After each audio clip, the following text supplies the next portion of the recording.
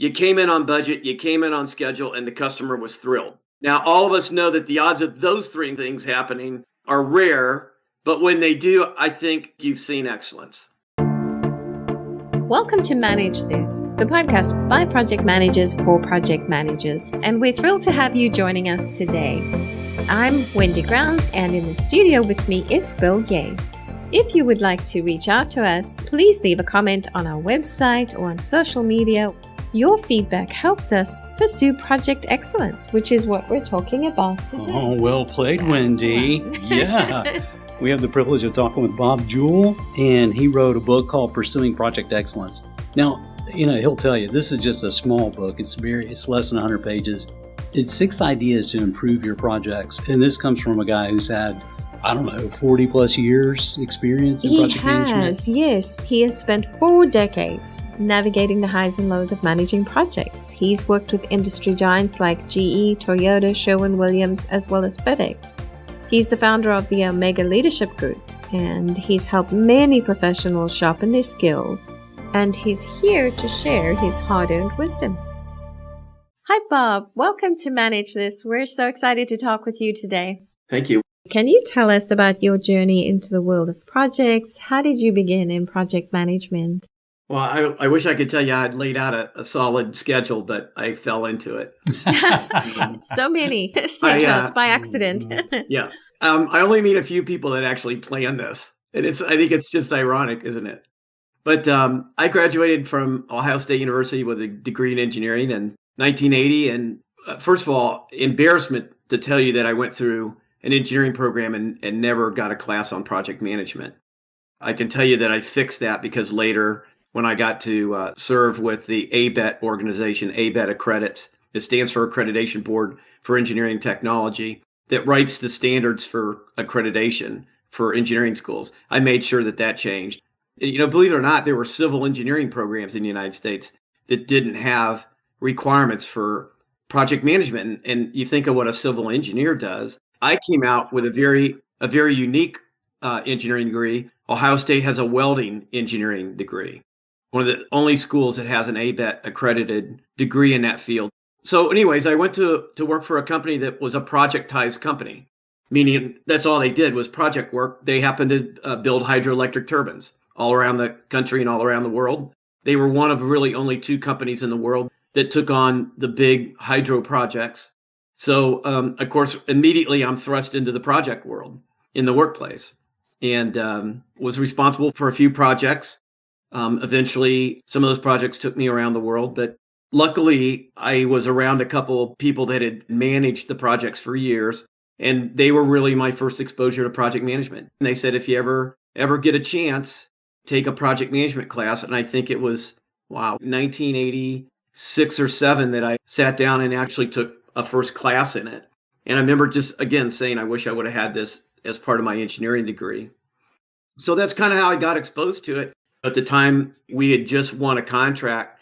It was in the millions to build the hydroelectric turbines that went in the Aswan Dam in Egypt. So, those were kind of cool projects.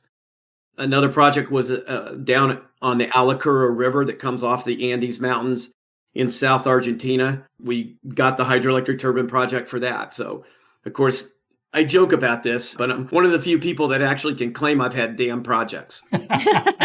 But, Bob, it's interesting. For years, I had the privilege of working with Lewis Alderman, and he was a gosh darn engineer from Georgia Tech, an electrical engineer. What you said just sounded just like Lewis. He was an engineer by training, and then with HP, he went. They basically put him deeper into engineering, and he was working on hardware mostly.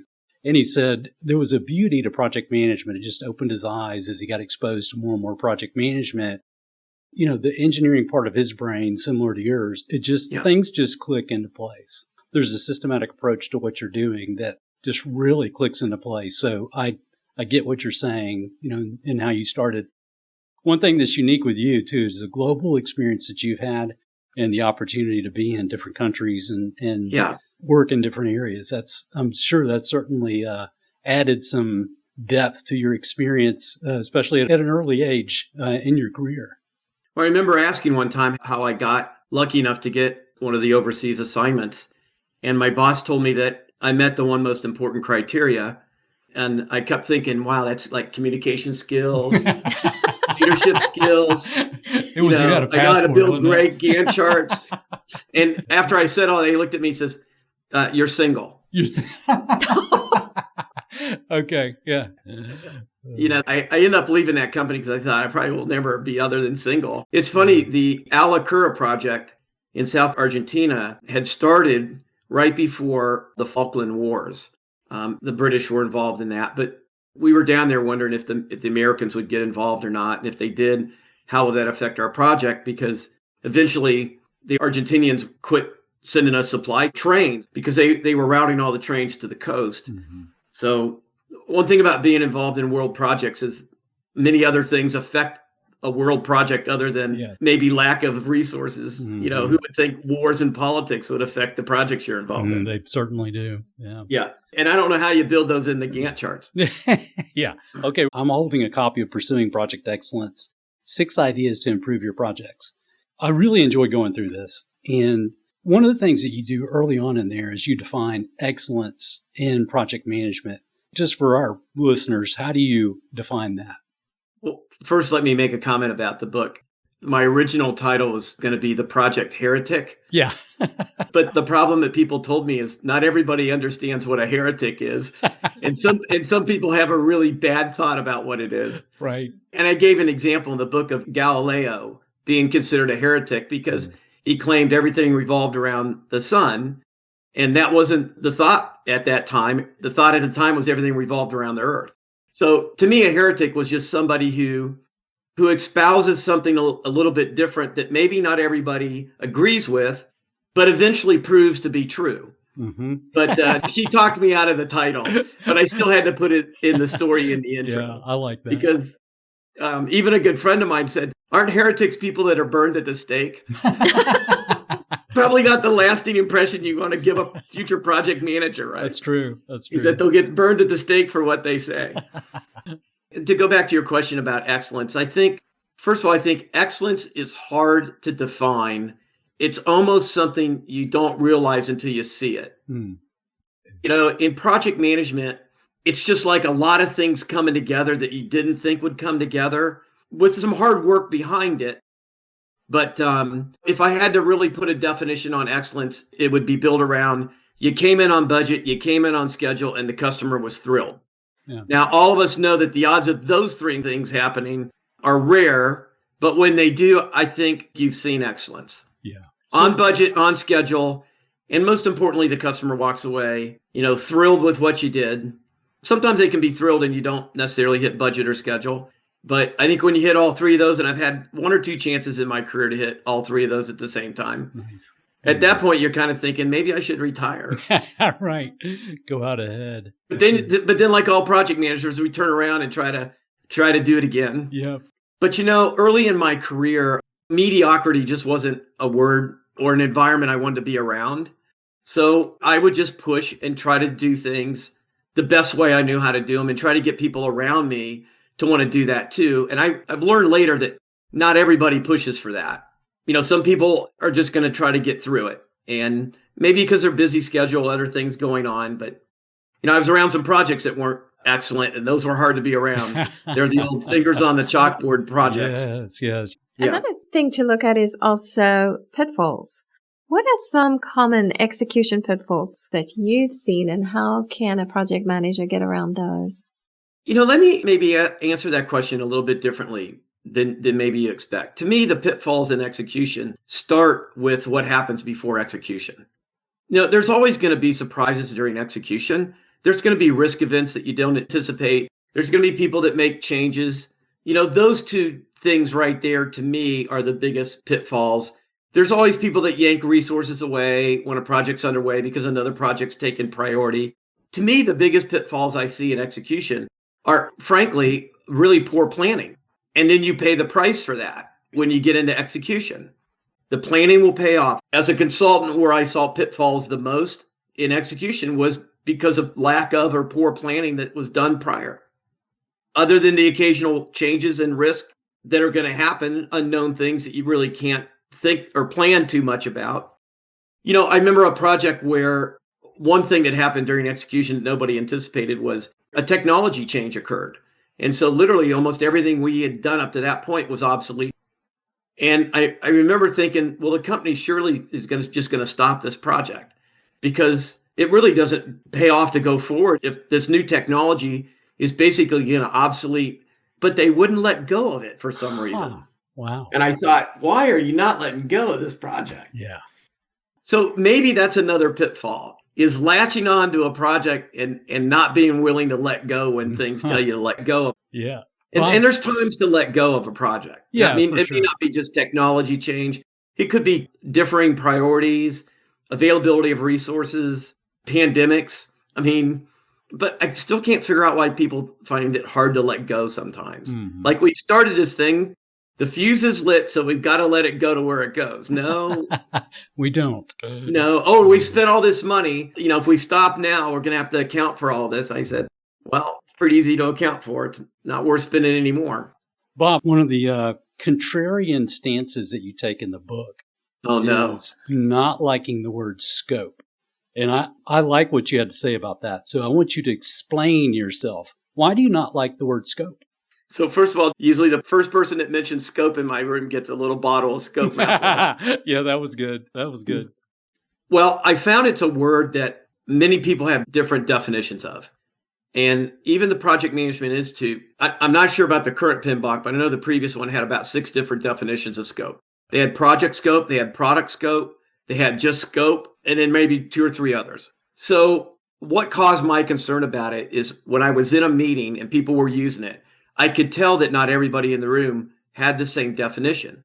So I think that means we're miscommunicating. That's right. So for instance, a technical person, say an engineer, might really attach the word scope to requirements, where more of a senior manager may attach scope more to the goal of the project, what we're trying to achieve, right? So I would listen to these conversations and I realized, we're all throwing around this word, but we're not all on the same page with it. So why use it at all if it's a word that creates that kind of confusion? So what I found is when people reference scope, they reference one of 3 things, maybe even a combination of these 3: goal, deliverables / requirements, and activities. They're either referencing one of those or maybe a combination of them. So like I said, a lot of technical people will attach the word scope to the requirements associated with deliverables. Senior level people will typically associate scope with the goal objectives of the project. PMI actually, in one of their definitions, attaches scope to the activities of the project, right? Because they actually call the work breakdown structure the scope defining document. Their definition of it in the PMBOK says it defines the total scope of work.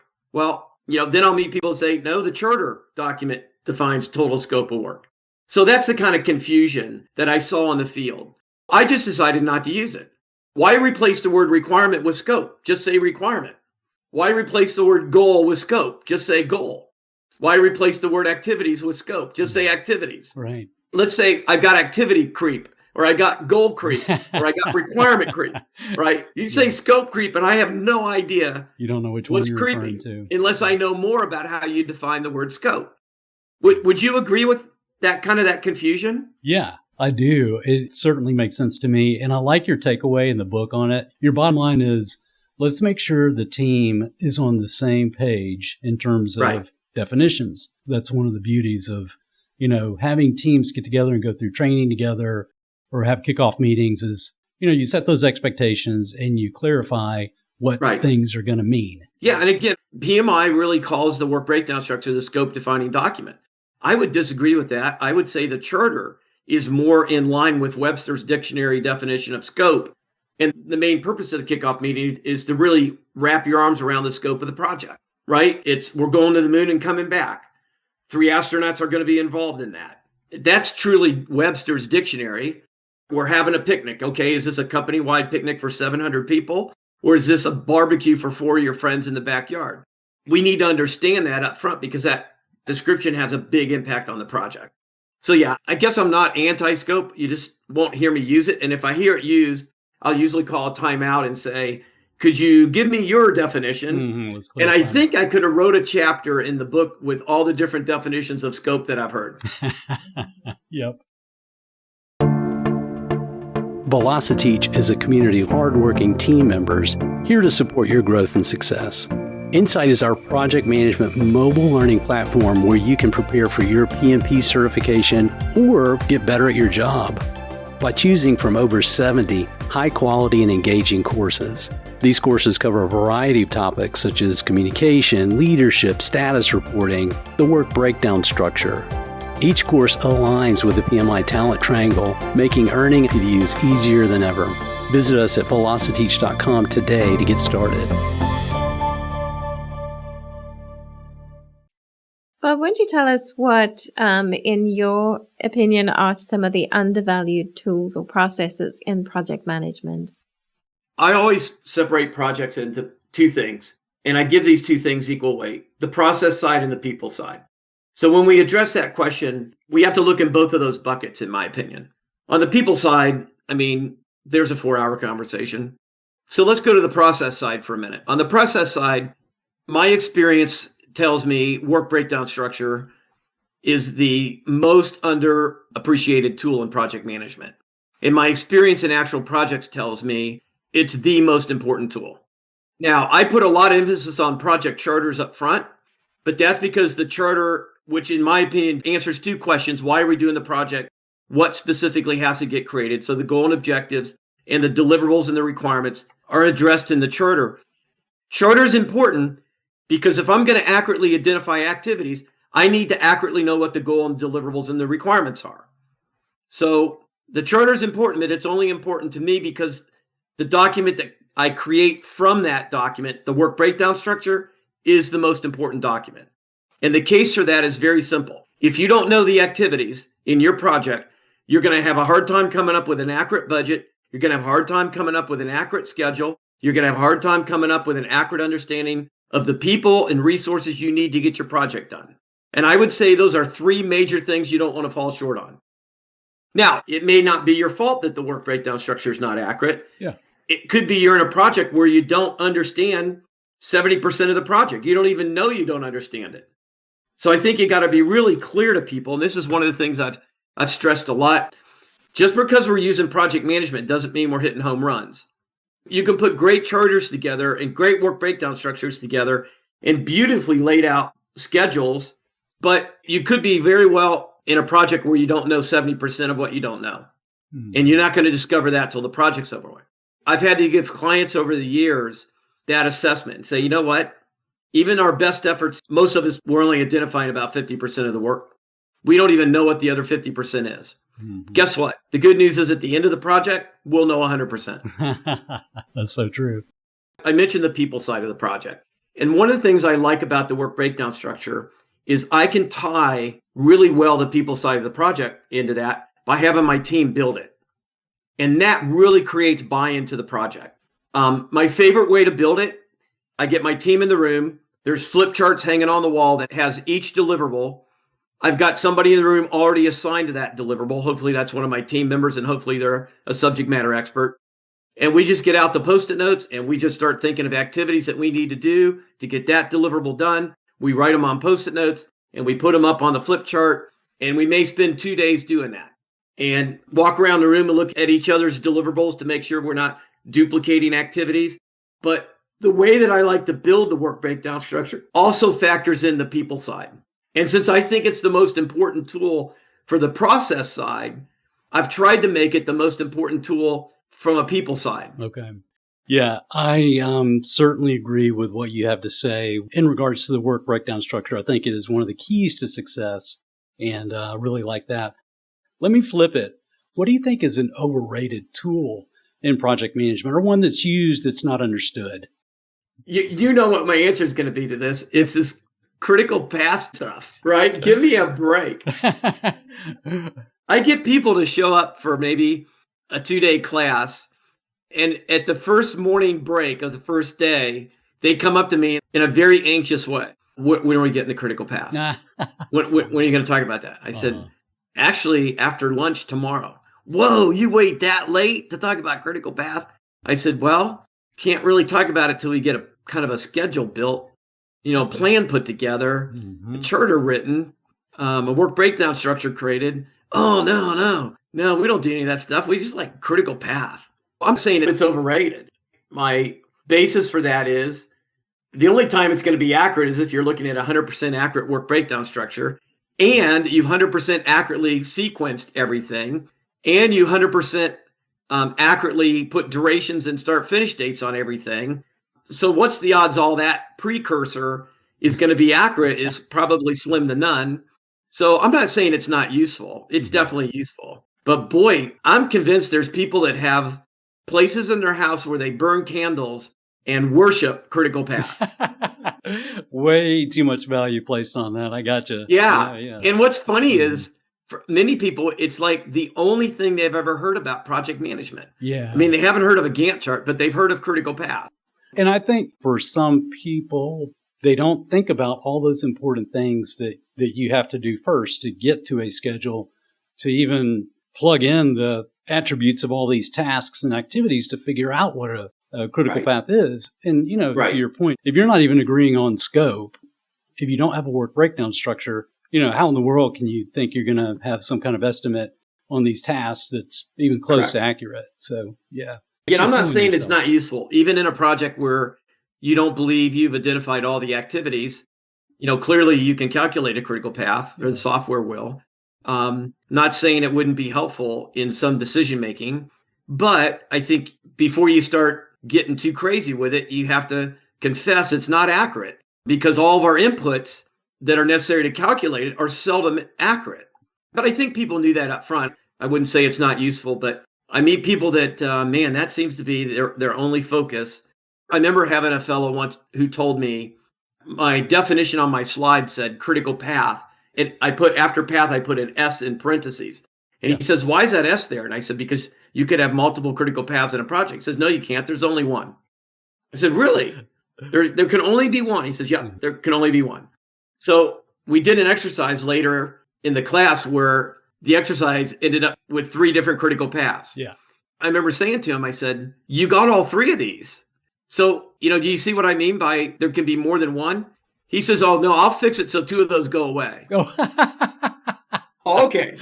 All right. So we start with 3, but you can fix it so there's only one. Okay, I'll give you that. I'll give you the ability to do that. Yeah. But you have to confess that we had 3 up front. That's right. Yeah, it's math. Yeah. Bob, one of the things that I want to make sure we hear from you on is about transitional periods and the transition that takes place. It's just a natural flow of a project. I started laughing when I read this in the book because I'm like, this was, let's just say, an area of growth for me early in my career. I thought, heck, we're in here working with this client and there's 3 things that are going to happen. Either they cancel the project, we run out of money and just kind of finish and go, okay, we're done. Or number 3, we run out of money at the perfect time when we're actually finished, and delivered and have had a smooth transition. But man, that transition, sometimes it would suffer because, we'd either get pulled in different directions or we'd run out of money on the budget or whatever. So talk to us about the transition, both from a planning standpoint and then just some practical advice for project managers who maybe are not emphasizing that enough in their upfront planning. So it takes me back to a project I was in. After I left hydroelectric turbine world, I went into the aircraft engine world. I argue it's another turbine, just smaller and hotter and faster. Okay. But one project I was involved there was we had an outside company setting up a plant. And when they were done, basically finished with the plant, as I like to call it, they threw the keys at us as they were running away, right? Their work was done. They're tossing the keys so we could get in the plant. But boy, we went into the plant and hardly anything was working correctly, or we didn't know how to work some of the stuff because their contract was over. It was to build the plant, install the electricity, hydraulics, and all that stuff. Hand us the key so we could get into the building and then run away. And we ended up having to hire under a new contract them to come back. And they stayed with us for about 3 months when they came back. Because it took us about 3 months to get our feet on the ground with that new plant, with their help, by the way. And I thought, I don't want to ever do that. Any project, I need to think up front. Are there some things that even though I'm finished with them, when I give them to Wendy she's not going to be able to really assess them until she's used them for a while. Yeah. And so maybe another good example of that would be a training program. You hire me to put together a training program. I develop the PowerPoint. I put the workbooks together. I put the handouts together. I lay that all on your desk and it looks beautiful. But until you really use it in a training class, will either of us really know? So to me, that's a transitional deliverable. I need to follow up with you. The project needs to remain open. Maybe it's not open for the entire team, but it needs to remain open until a period of time goes past and we can assess, does that deliverable really meet your needs? Or let's get together 3 months after you've used the training program and see if everything's working the way you wanted it to work. Or, hey, I built you a plant, but I'm going to stick around for 3 months to make sure that everything's working right and you know where things are at and things like that. Now, many projects don't have transitional deliverables. I mean, I make what you want, you get it. The moment you see it, you fall in love with it. And I don't have to ask you 3 months later, are you still in love with it? But I think there's many that until it's used and used for a while, you really can't truly assess where all the requirements met. And that's what it really comes down to. When can you assess that all the requirements have been met? And I think if there's any chance that there's a time period to assess that, then that time period, in my opinion, needs to be built into the project. Maybe the final phase of the project is what that is, but it needs to be there. And I just have seen too many projects where people have run away too quick. Yeah, that's good. We in the software world, we used to call it throwing it over the wall. Yeah, and a help desk would be a great example of a transitional deliverable. So when I'm around projects and looking at charters, one of the things I always look for on a charter is how's this going to transition? Like I'll look at a charter where they're installing a new piece of equipment in a plant. And I'll say, you know what? I don't see anything in your charter about training the employees on this new piece of equipment. Yeah. Go, oh yeah, I guess we better do that. Yeah. I mean, just to install it and not train anybody on it or think that that's somebody else's responsibility. If somebody says it is somebody else's, then fine. We don't have to address it. But I think that's another example of where people kind of leave hanging over a cliff. Like I installed the equipment. Oh yeah, we probably should have trained some people on how to use it. That would have been a good idea. And then maybe stick around for a couple of weeks or months to see if everything's working well. And, and I think we're seeing maybe more of those types of projects where it's not just as soon as you have it in your hands, I can walk away and you're thrilled and we never have to talk again. So transitional deliverables, don't drop the ball. It's amazing how you can work so hard and then drop the ball right at the end when you hand off a deliverable that needs to be transitioned, but you don't effectively transition it. That leaves a taste in a customer's mouth that's not always the taste you want left. I would argue that even if it wasn't required under the contract, pick up the phone 2 months later, call the customer up and say, how's it working for you? At best, that could be the start of a new sales opportunity. Yep.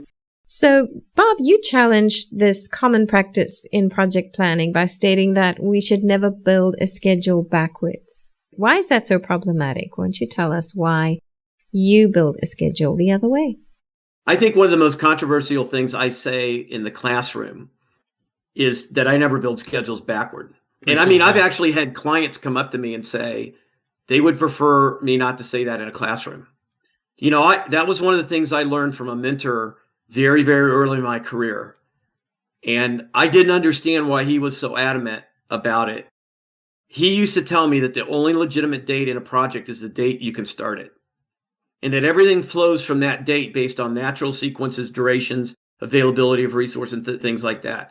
He told me never build a schedule backward from a date somebody's given you that they want the project done. Mm-hmm. Build it forward from the date you can start it. See where that takes you and then deal with it. If it happens to go past when somebody expects it to be done, then we'll have to deal with that. But you're always going to make your best decisions from a schedule that's built properly. It may not be what people want, but this is where I love to do my Jack Nicholson. You can't handle the truth, but learn to handle it because you'll make better decisions in a project. And I get asked all the time, is there any exception to that? Like, say you signed a contract with a $4 million penalty if you don't hit a date to get the project done. No, I'd still build the schedule left to right. And maybe that schedule tells us we need to start sooner, but often that start sooner option's not even available. It is what it is. So now you got to figure out how to compress a schedule. And when you start compressing schedules, you put an impact on time, on money, and on quality. So yeah, we probably could have done a whole podcast on building schedules, not build backwards. But I wanted to let you know that's probably the biggest thing I get pushback from in my classes. To the point where, like I said, I've had companies say to me, please don't mention that in class. We build schedules backward around here. And I said, so how's that working for you? Why would I be here if it's working well? Yeah. I helped a large automotive company put a plant together. And they so wanted to build that schedule backward. And I said, no, you're not going to do it with me. We ended up building it forward. And that schedule went about 4 months past when they wanted that plant online. And there's no way we could accelerate this project 4 months from where we're at. I said, listen, we'll just have to find ways. I'm not saying it's not impossible, but 4 months is a lot to shave off of a 3-year project. So maybe we'll find an opportunity. Well, we were able to shave about a month off of it. It just got done when it got done. I believe that you don't build schedules backward. You build them forward. You live with the consequence of that schedule. If you have to compress it, there's techniques you can use to compress schedules, but there's always ramifications when you use those techniques. And I think people want to ignore the ramifications. So. Yeah. We're almost out of time, Bob, and it's been so good talking with you. If our audience wants to reach out to you, where's the best place they should go to find out more? Well, I'll give you an email that you can put up in your notes. I retired 2 years ago.